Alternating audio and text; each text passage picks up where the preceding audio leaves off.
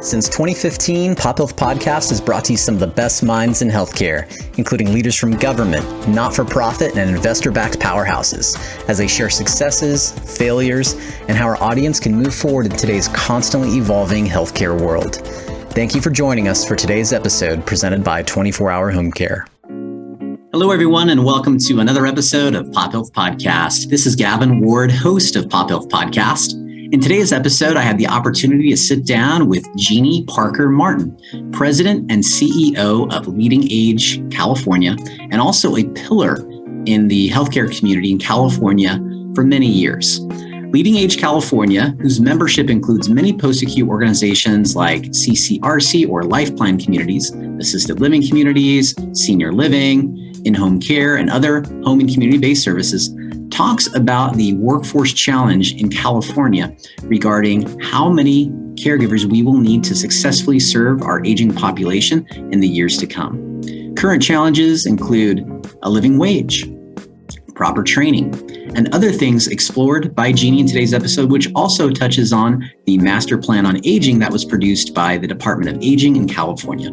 We hope you enjoyed today's episode with Jeannee, and of course, feel free to check out other episodes of Pop Health Podcast by visiting us on our YouTube channel, pophealthpodcast.com, or other audio channels out there today like Apple Podcasts. Thanks, everybody. Enjoy the show. All right. Well, Jeannee, thank you so much for joining the show today. Well, great. Thank you so much, Gavin. I'm happy to be here.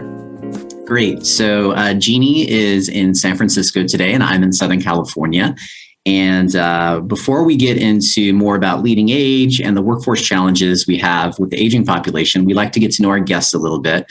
So Jeannee, why don't you open up and share with us a little bit about you, maybe something outside of the workplace, like a fun fact, hobby, something like that.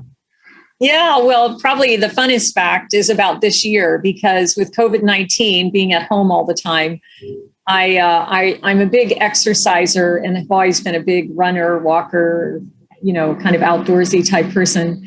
And I started walking on almost day one of COVID, 5 miles a day. And then I increased that to 2 times a day. So now I walk about 5 to 10 miles almost every day. And I've become quite the walker in the neighborhood. Everybody knows who I am, even the garbage men early in the morning. That is great. So do you do a regular route, or do you mix it up at all? Yeah, I sort of have a regular route, Gavin. I kind of become a creature of habit, I guess, and walk down to Golden Gate Park, which isn't too far from my home, and around the lake and back. And so it's just a nice way to start the morning. It makes me get up a lot earlier than I used to. Yes, well said. I know what you mean about the early walks, although I have not done a 5-mile walk. I used to do 3-mile walks. But now I'm with COVID and working from home. I have to admit I'm now on the treadmill, and not quite the distance you're doing, but well done, and that's very impressive. How do you know the distance? Do you have like an Apple Watch or Fitbit or? Yeah, I have a Fitbit and periodically check also my iPhone, since it has the health record in there as well. So. My Fitbit keeps me very organized about how many miles I walk every day. And I'm very proud of it. Every day I tell my husband how far. That is awesome. Has that, is he also a, walker, or has that inspired him in any way? He's an exerciser. He doesn't walk, but he exercises every day. So he's got his whole routine himself, but not with me walking. Got it. Well, thanks, Jeannee. So let's talk a little bit about your upbringing. One thing to note is you're not from California originally, so share with us a little bit about that. Yeah, so I grew up in Central Ohio in a small town called Delaware, Ohio. Most people don't know it, but you might know Ohio Wesleyan University, which was right down the street from where I grew up, a small liberal arts college in Ohio. And I went to school there, and then, I grew up in Delaware, Ohio. And then I went to the East Coast for college. I went to Georgetown University, where I was a language major when I started out, because I wanted to be an interpreter to the president. And when I got to Georgetown, realized that a young girl from the Midwest who spoke only English and a little textbook Spanish and French was unlikely to become an interpreter when my classmates were all multilingual, the day they were born, I think. So from there, I went on and got my graduate degree at Yale University and drove cross country with my husband, who I met while I was in graduate school. And so I did a cross country trip from the East Coast to the West Coast, where we've been for a very long time now and where our children have been born. I love that you were self-aware in that story about your abilities. I think we all have dreams, right? I mean, an interpreter for the president sounds like a great opportunity, but you were vulnerable and self-aware. That's wonderful. So you mentioned wanting to be an interpreter, but then you shifted to healthcare. What was that? What was the inspiration to get into healthcare? Well, it's kind of an interesting story. My dad was a doctor. We have a long line of physicians in our family, from cousins and aunts and uncles, and early women leaders. Actually, interestingly enough, so when I was young, I always wanted to be a doctor, and then I kind of fell in love, in quotes, with my Spanish teacher in high school, and decided I would become an interpreter at that point. So my background really was always an interest in healthcare. So it was a very easy shift for me when I realized I couldn't be the interpreter to the president, but that I could, in fact, go into healthcare and be successful. So I switched into nursing when I was in college and graduated with my nursing degree from Georgetown University. And my master's degree is in public health administration. So when we came cross country, I already was very involved in AIDS work on the East Coast, meaning AIDS, the disease, and became very involved here in San Francisco. I started the first AIDS home care and hospice program in the country, which sort of launched me into a national footprint, which I never anticipated. So, I got into healthcare because I didn't become an interpreter, but in reality, it was always in my blood. Yeah, that is great. I didn't know about the work with the AIDS population that you mentioned. We actually had a gentleman not too long ago on the show, a gentleman named Matt Chappelle. Not sure if you know that name, but he also. Okay, he is a social work leader at Stanford and also did a lot of work with the AIDS population in San Francisco in the 90s. So I thought maybe your paths have crossed. So you get that national footprint, you're making some headway in healthcare as a leader. And then I noticed in your background that in 95, you were part of this group called the Corridor Group. So again, before we get into LeadingAge, could you share with us briefly what is the Corridor Group? Yeah, the Corridor Group is a national consulting firm. At the time that I was one of the owners of the Corridor Group. And with my business partner, we had a consulting practice, an education practice, and also an executive search practice. So that was early on. And then I was very involved in strategic positioning and merger and acquisition work. Worked with a lot of attorneys related to regulatory compliance, all focused on home health and hospice providers across the country. So we worked with some of the largest and now still the largest home health and hospice providers. I remain on the board of the Corridor Group, which is more commonly now just referred to as Corridor. Okay. We sold the company in 2012 to a private equity firm, and I still remain involved at the board level, but not on any operational level. So it's a great company. They shifted over time. They've shifted to be more of a coding company. And so working very much on the kind of the billing, reimbursement, and coding side. Okay. Got it. Thanks, Jeannee. So you then transitioned over to help with LeadingAge. So can you tell, and we'll get into how LeadingAge supported this report on the workforce challenges we have here in California. But before we get into that report, can you share with us a little bit about LeadingAge?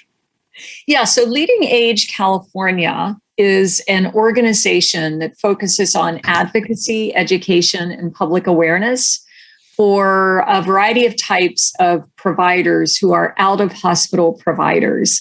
So our members, we have about 700 members across the state of California. Many of your listeners will know some of our members. They are continuing care retirement communities, or as we like to call them, life plan communities, assisted living facilities, skilled nursing facilities, senior affordable housing communities, and home health and hospice providers and other home and community-based providers like PACE programs. Okay.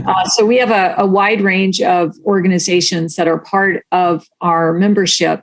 And we have had an Age On, Rage On campaign, which was a campaign mainly on social media, but also in newspapers at the time.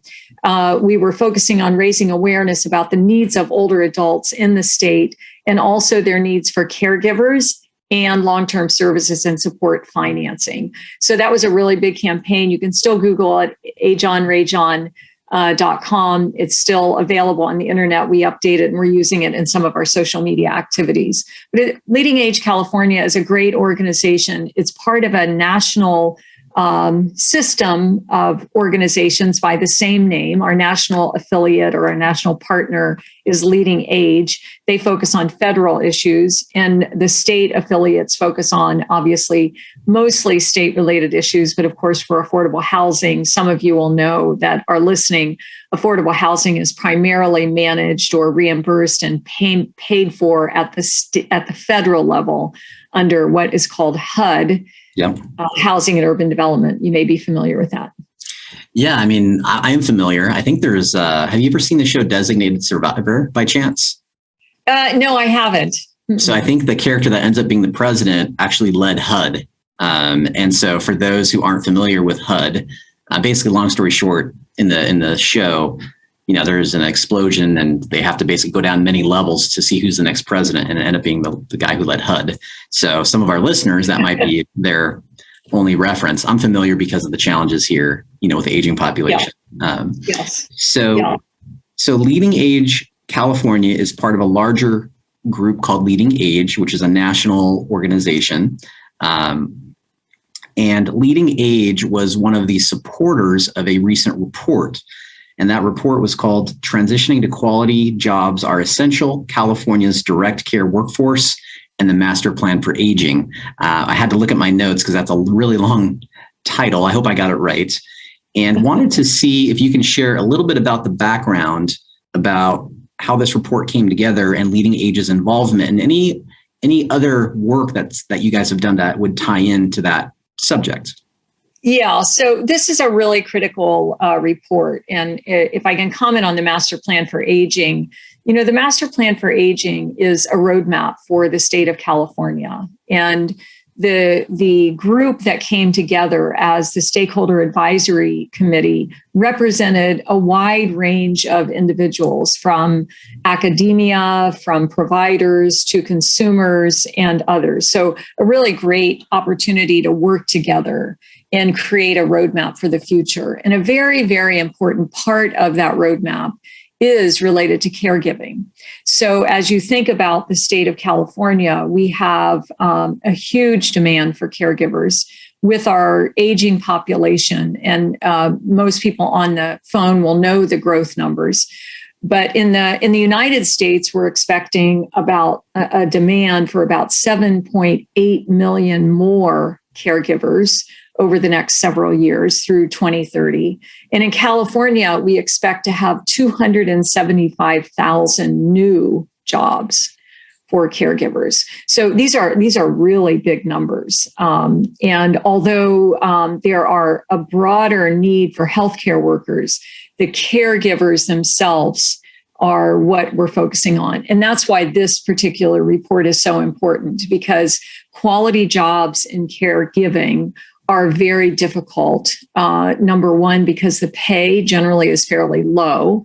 The types of workers that go into caregiving jobs really range from family caregivers to individuals who are professional caregivers, meaning they went to some sort of a training program like a certified nurse assistant or a certified home care aide, a registered nurse, a licensed vocational nurse, and on throughout the field of healthcare. But the hands-on caregivers are the most difficult to identify. They're the most difficult to support in many ways. as many of you know, family caregivers in particular often are part of the in-home support service system in California, or the IHS worker. Go ahead. Sorry, Jeannee. Oh, I thought maybe you wanted to ask a question. I do, but please keep going. Yeah. So in the context of, IHS workers, there is a set of individuals who work in that system. But as we all age, and also the many people who have significant disabilities and need caregiving support at home, we're going to continue to need more caregivers.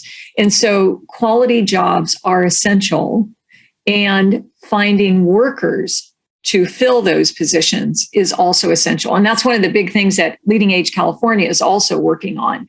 So LeadingAge California, in addition to this particular report that you're referring to, transitioning to quality jobs in California, the LeadingAge California has established a workforce blueprint for action. And that workforce blueprint for action is going to help raise the focus on caregivers in provider situations, not necessarily in specific home care settings. That might be one of them, but also across that spectrum of membership that we have. So it could be caregiving needs in a retirement community, or caregiving needs in a SNF, or in a home health or hospice provider situation, and affordable housing. So we're looking at those various elements.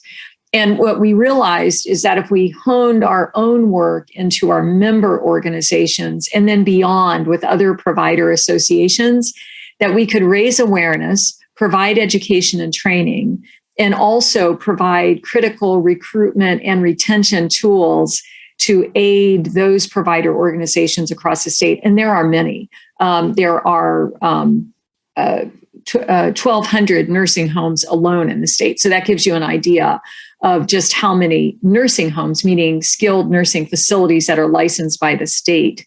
That's just one segment of the provider organizations. That doesn't include all of the assisted living communities, all of the home health providers, or the hospice providers, or the affordable housing service coordinators that we need. Yeah, there's so much to do, right? And one of my questions, you actually touched on it earlier. You mentioned the different types of folks who would be labeled a caregiver, right? In the different environments. And there's so many different names of these direct caregiving providers. So thank you for touching on that ahead of time. So as we talked about before, or as I may have emailed before as well, we had Kim McCoy-Wade on the show earlier this year. I'm sure you're well connected and well acquainted with her. So you also touched on the master plan. And the fourth goal of the master plan is caregiving that works. And you briefly touched on it. So one of the challenges that our audience may or may not know is, for every $1 of a wage increase for a caregiver, the person paying that caregiver will have to pay about $1.25. So for example, if I employ a caregiver and I have to pay him or her $1 more an hour, that's really about $1.20, $1.25 in cost to me with taxes and things like that. If someone at McDonald's makes $1 more an hour, I might have to pay 10 cents more for my hamburger. When you add those dollars up, if you're an employer, people just can't typically afford it unless you're middle, upper middle class. And so I wanted to see, like, what are some of the things in your report or strategies in general that can support paying these caregivers more when often the client is the one paying? Just out of curiosity, how do we make this work? Yeah, it's a really great question, Gavin, and also a really important one. As we look at just policy implications, when an IHSS worker goes out to care for somebody in a home setting, someone who needs assistance with their activities of daily living, for example, that IHSS worker is paid for by the state. And so from a policy perspective, policymakers have to also establish a floor that's a living wage. that's equal to and better than those other service-related jobs that one can get, say, at a McDonald's, as you mentioned.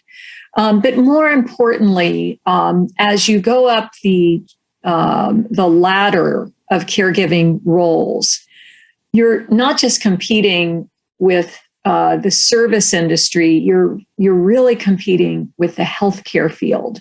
So hospitals who are at higher reimbursement levels are often the places that individuals go who are interested in caregiving work. So as a caregiver in a home setting, I might be able to shift to a hospital setting and make $5 or $6 more per hour, which is significant. So even though California has a wage of minimum wage of $15, that wage is still not enough to attract people to get to the field. So most of our members, for example, pay more than minimum wage. We've done surveys on this particular issue, and they pay more than minimum wage. So in a home setting, as an individual, it's really going to be the policy that has to change to establish a floor, and then reimbursement flowing to those individuals. So a new program called CalAIM, which some of the listeners probably sit in on those calls know, will be a shift in thinking about how long-term services and supports are paid for in the state. And that is a Medicare, that ultimately will be the Medi-Cal Advantage, Medi-Cal Managed Care Plan across the state of California when it's fully implemented over the course of the next several years.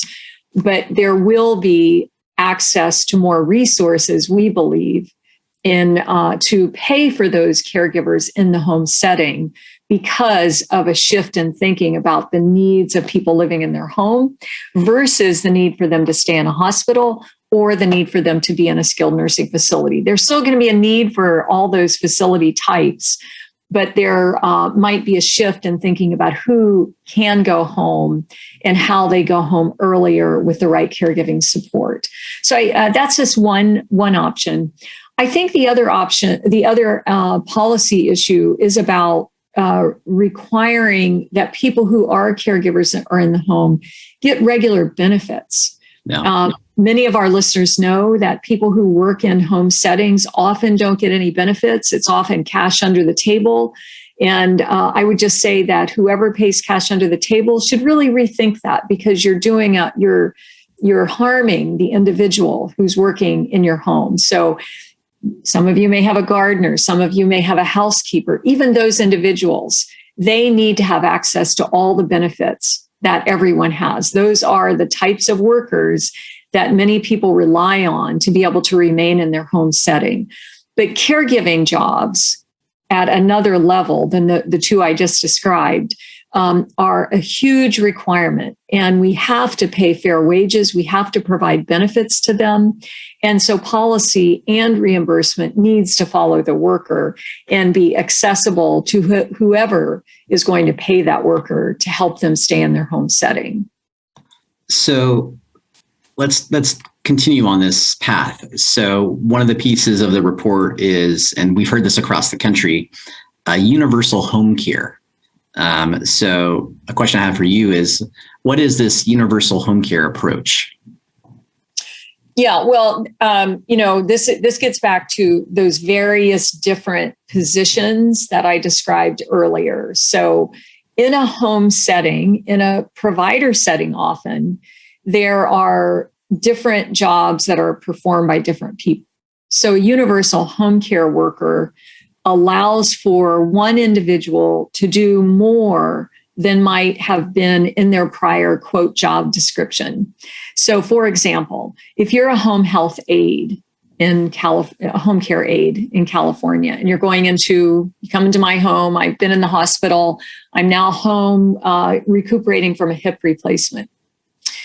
If I don't have a home care aide, but I have a partner who's able to care for me, that partner can give me my medications. They can probably be trained to change my dressing.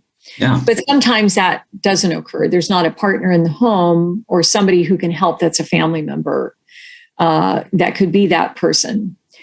So I might be eligible, because I've just gotten home after a hip replacement, for home health to come in. But my home health aide or my home care aide can't give me medications. They can hand me a cup to take medications, but they can't put the medications in my Medi-Set.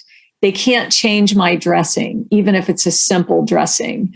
It's outside of their scope of practice, when in fact, they might be quite able to be trained to do some of those roles. So a universal home care worker would allow an individual like a home care aide who hasn't been trained in some of the more scientific requirements, like changing a simple dressing or maybe distributing the medications. They haven't had a training program like that.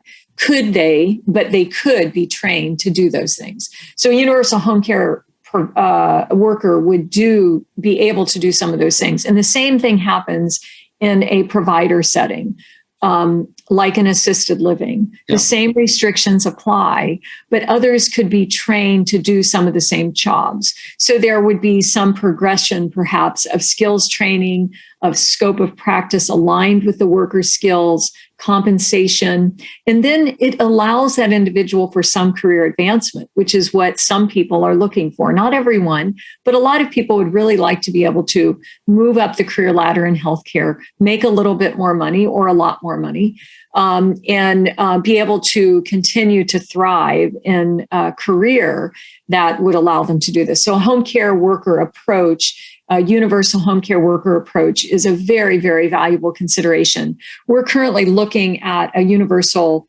we're calling it a universal worker, not necessarily just home care, but a universal worker in healthcare pilot project in our member population. So we're right now talking with the state about how that might be approachable and how we might be able to pilot out some of these different roles so that we can have some data that supports them. Currently, there are provider organizations in the state that use universal workers, but we don't have a study or data to support the outcomes of using those universal workers. And we think it's critical, if we're going to shift anything in the scope of practice of different levels of workers, that we have some data to support the outcomes that are positive outcomes. And if they're not positive outcomes, rethink how we might be able to use those workers or change a scope or provide more training, which is really what it might be about, is more training.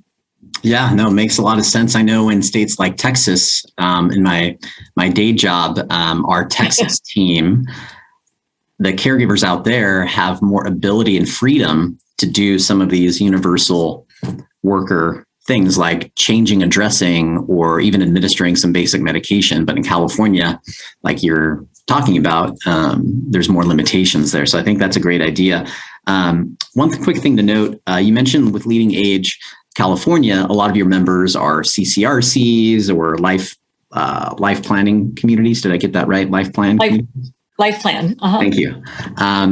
Now with those groups, people typically have to pay, the population that lives in those communities are typically folks who have saved and have some type of assets in retirement to be able to afford to live in those communities and be taken care of.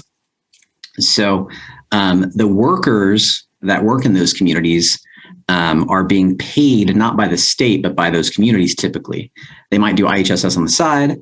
So I'm curious if your strategies for developing this workforce are for all caregivers, or if there are differences for IHSS workers, which the state would ultimately fund, versus these others, which consumers would fund or pay for. Yes.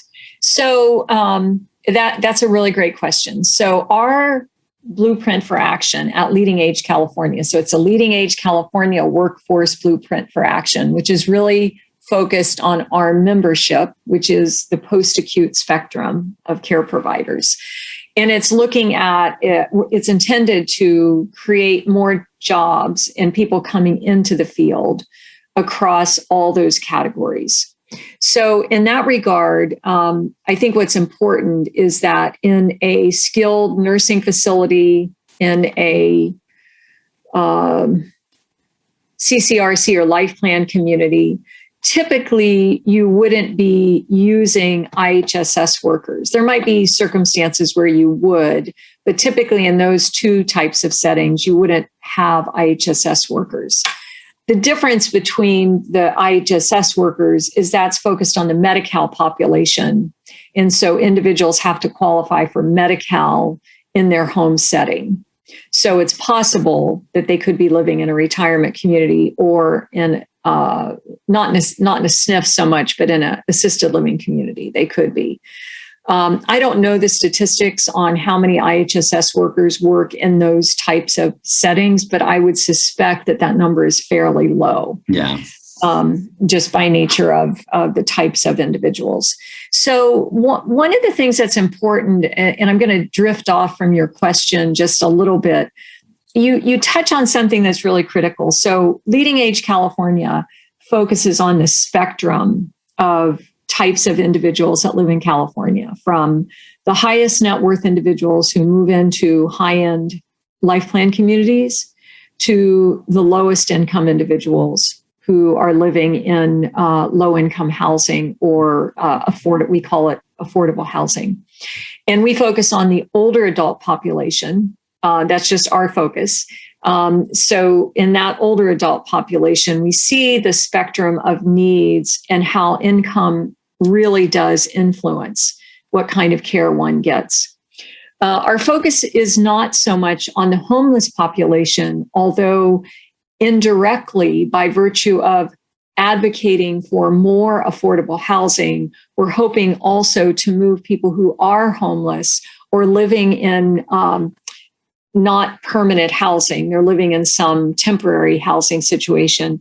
We're hoping that we can move those individuals through our advocacy work.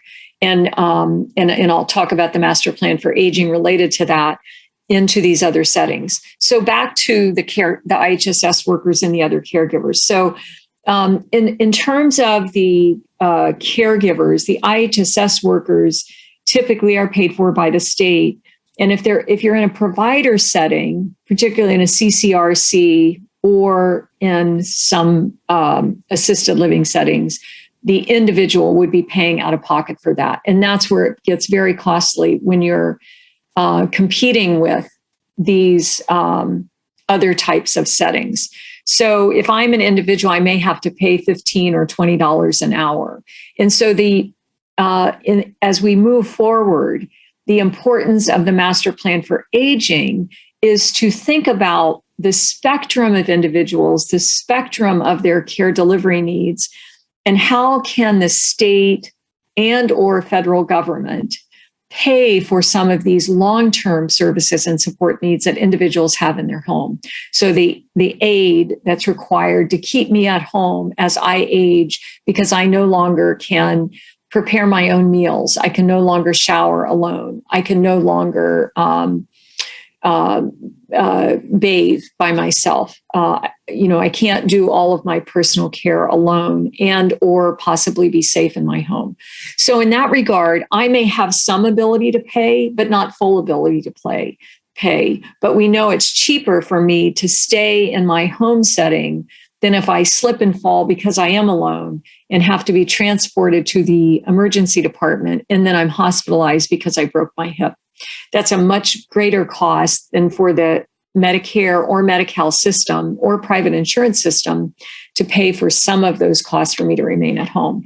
And I have some personal examples about this very, very situation. I have a sibling who is living in affordable housing, who does receive services paid for by the local county that he lives in. And so it allows him to stay at home. And he's never been hospitalized. He's never been to the emergency department. And without that support, he would very likely, he's an older adult, and would very likely have had some episode where he would not have had the right assistance at home. So those are the kind of situations. So I want to touch on that. One of the things, so getting folks to pay for caregiving and not just for the Medi-Cal or Medicaid population in other states.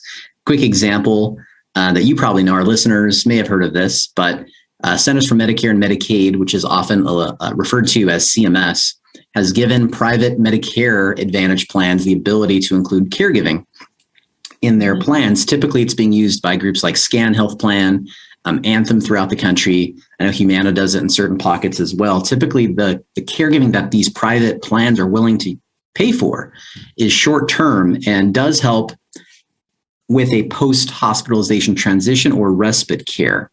So there is some funding that's relatively new happening, but it's still not a lot. You mentioned the prevention of hospitalizations and ED use by having a caregiver in place. There's not a lot of data out there to prove that that works. We have the anecdotes. We know, it saves money for that one hospitalization, but do you have where can folks in the industry find data that supports this argument? I've struggled and I'm in the industry. Yeah, great question. Actually, there is a lot of emerging data on this very topic. So as we look at, in California, the health plans that are county-based health plans, those county-based health plans have partnered with other providers of home care, housing, skilled nursing facilities, and hospitals across their county. San Mateo Health Plan would be an example of this kind of a situation where they have been saving millions of dollars because they have partnered with other providers who will make sure that an individual stays in their home setting or is moved from a nursing home back into a home environment through partnerships. So there is data that's emerging now. And I think COVID highlighted so many important issues. I think there is a very big silver lining, and that is that the needs of those who are homebound, whether they are older adults who live alone and maybe were isolated during COVID, older adults with disability, or younger individuals with disabilities who might have been even more isolated because they were unable to leave their house during this last year. The needs of this population were highlighted during COVID. And so I think it's a huge, huge wake-up call that health plans have realized that if care is provided in the home setting, and if the right kinds of services are available across a period of years and perhaps many decades for some individuals, that it will help keep them out of the hospital and save millions of dollars. There are some good examples. Washington State has a long-term services and supports program now. Ohio has a very good long-term services and supports program. And there are some on the East Coast as well. So there are some really good programs that are collecting data now, and that should be available, if not soon. I don't know if it's publicly available information or not, but I know that some of the county-based programs in California have been demonstrating clear cost savings to the state system, meaning Medi-Cal, and to some of those to Medicare. And under CMMI, which is the Center for Medicare and Medicaid Innovation, CMMI has also funded demonstration projects that are showing cost savings by keeping people in a home and community-based setting. So there might be information on their website as well, on the cmmi.gov website. Thanks, Jeannee. That's helpful information. Looking forward to seeing that more publicly available. So I did prepare a bunch of questions. I haven't gotten to all of them, but you pretty much touched on everything. One thing we haven't touched on is the 5 pillars of direct care job quality that is in the master plan on aging. That's something I wanted to touch on. We are running short on time, but is there anything in the 5 pillars in the state plan that really stands out to you or that you think is important to share with the audience? Yeah, I think these 5 pillars are critical. I think as we think about training and quality training, I talked about that a little bit earlier. It's really important because if we have quality training, we can move people early into the housing, care, and services field. We can move them into the caregiving aspects of older adults and caring for those with disabilities. So really, really critical. Another pillar is fair compensation, which I did mention earlier. Paying at a livable wage, not just any wage. And at the federal level, we know the minimum wage is dismal. And a lot of states don't have higher wages than the federal minimum wage, which fortunately California does. In some cities even have higher minimum wages. So I think that's really critical. Quality supervision and support for these caregivers. A lot of individuals that are working in home settings may be working in those settings for the first time. And there are some laws for caregiving in the home setting that require experience if you're a nurse, but as other workers are not required to have any experience. So it may be the first time that an individual has a caregiving responsibility that requires some more advanced understanding, as I mentioned earlier, of wound care, of medication management, et cetera. And then I think also, it's not described this way, but the whole issue of equity and respect for individuals in the home setting or in these caregiving roles. We know that many Black and Brown people are in those caregiving roles. And as we continue to build awareness and educate these individuals and others to come into the field, I think we need to realize that equity in these issues is critical and very important.